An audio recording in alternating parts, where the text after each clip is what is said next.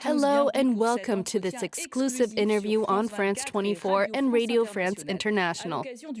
On the occasion of the Peace Forum on Global Governance and Multilateralism, which takes place in Paris every year. We're pleased to welcome Jean-Noël Barrot, the French Minister for Europe and Foreign Affairs. He was, of course, appointed to this position by the Prime Minister, Michel Barnier. Hello, welcome, Minister. Hello.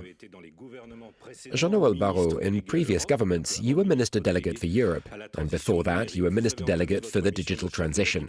You began your new job as France's top diplomat with a series of trips to Ukraine, to Lebanon, to Morocco, and then to Israel. And it was that trip to Israel that was overshadowed by a diplomatic incident. Israeli police entered a French-owned compound in East Jerusalem and briefly arrested 2 French gendarmes. You summoned the Israeli ambassador in France. Is this problem solved, or will you take things further? What happened was unacceptable, and that is why I decided to summon the ambassador of Israel in France. Summoning an ambassador is actually the most serious diplomatic sanction that one can apply. So this was an opportunity for France to make it clear that it will not tolerate Israeli armed forces going into a French estate. These estates are our responsibility and we protect them. So we made it crystal clear that such an incident must never happen again. Entering armed without permission. Without permission, of course.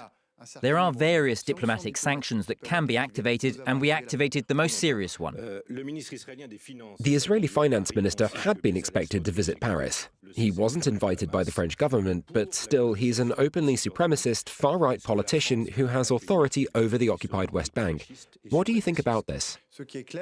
What is clear is that we condemn the policies that are encouraged by that Israeli government minister.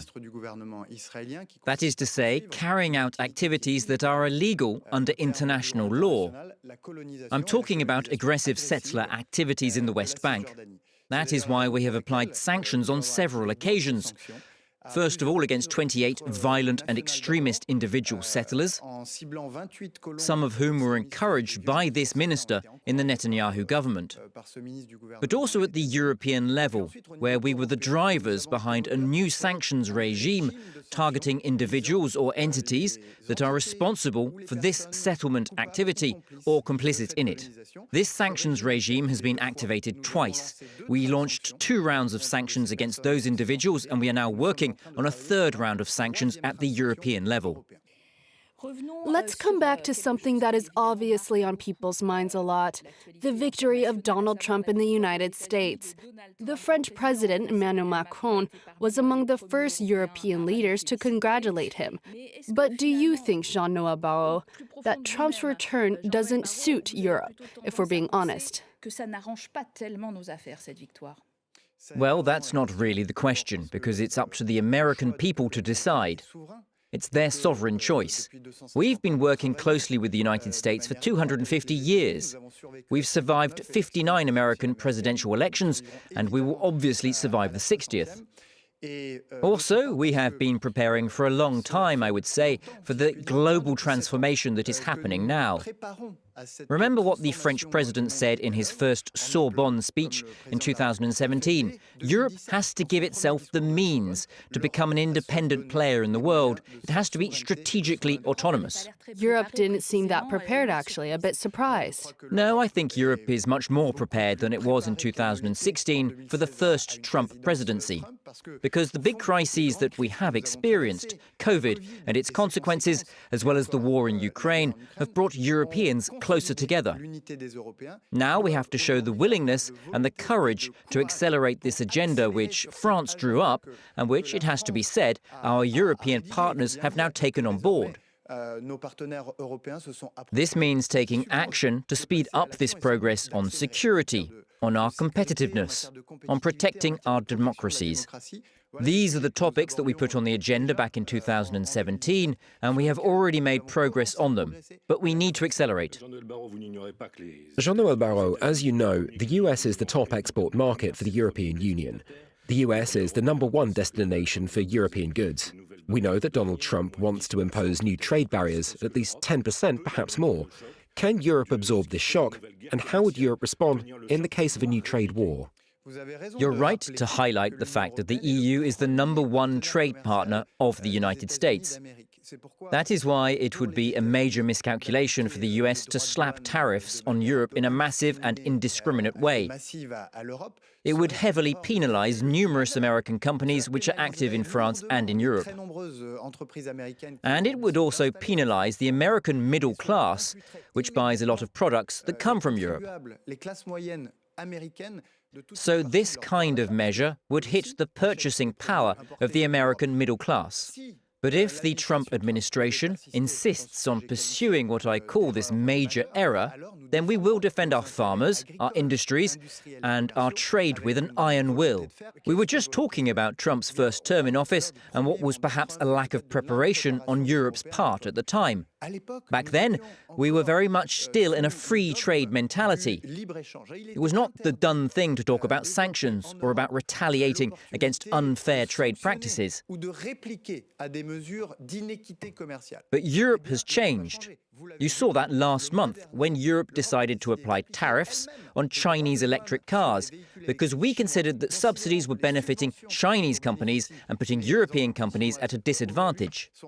So we came up with a set of retaliatory measures. The other big worry, of course, for France and for the EU is that the Trump administration might abandon Ukraine. Will Europe be in any position to take over? Bearing in mind that the EU buys a lot of weapons from the US in order to arm Ukraine. And the EU is quite divided on the idea of filling any gap left by the US in terms of massive financial aid or joint borrowing to help Ukraine. Can the EU essentially replace the US? Firstly, on the finances, we should note that the outgoing US administration and the G7 countries, including France, of course, have signed off on an historic loan to help Ukraine of $50 billion. This loan will be paid neither by the Americans, nor by the Europeans, nor by the Ukrainians, but by Russia, and through the windfall income from the Russian assets that we have frozen. And this will allow Ukraine to continue its historic resistance in the face of aggression. The second aspect, and you're right to mention it, is that 80% of our military procurement in Europe comes from outside the European Union. This creates a dependency which is unacceptable, and in a sense it holds us back in our geostrategic choices, and that cannot continue as it is. This is why, as early as 2017, we were calling for our European defence industries to expand. This is why we're saying that at a time when France or Germany or Poland are increasing their defence spending, these increased expenditures have to be channeled into European industries. Why? Because quite simply, it would be unacceptable for our French and European taxpayers if this defence policy did not create jobs and businesses, especially when we are entering a difficult period of budgetary constraints. And Trump asked us to spend more on defense. And we will reply to him that it is in our interest to increase our defense spending so that Europe can take care of its own security. That is indeed what he has said on numerous occasions.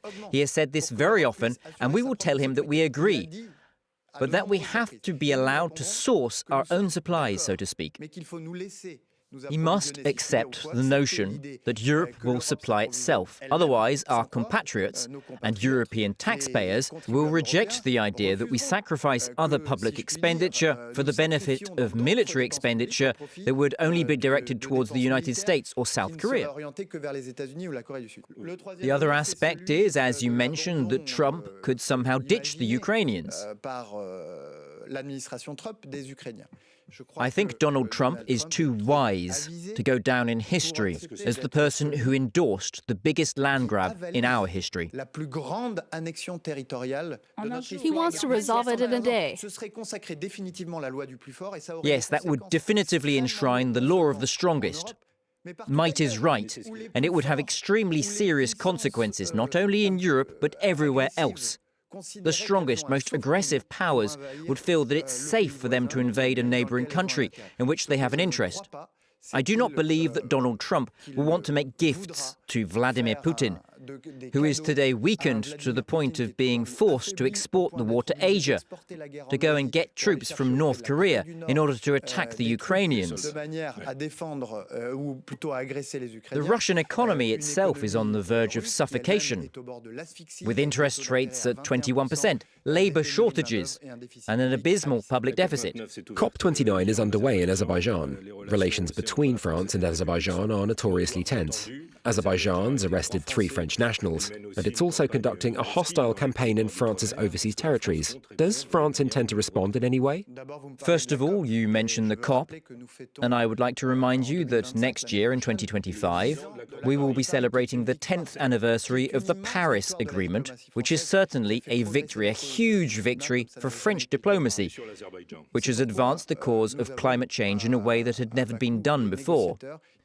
This is why we have negotiators in Baku who are working at this very moment to bring a number of negotiations to a successful conclusion, notably on the carbon quota markets. Having said that, we are being very vigilant because this COP is also drawing in representatives of civil society, and we are taking great care to ensure that their participation in the COP does not pose any problems. So there's no danger to French participants in Baku? We are on our guard and we are keeping a very close eye on the situation.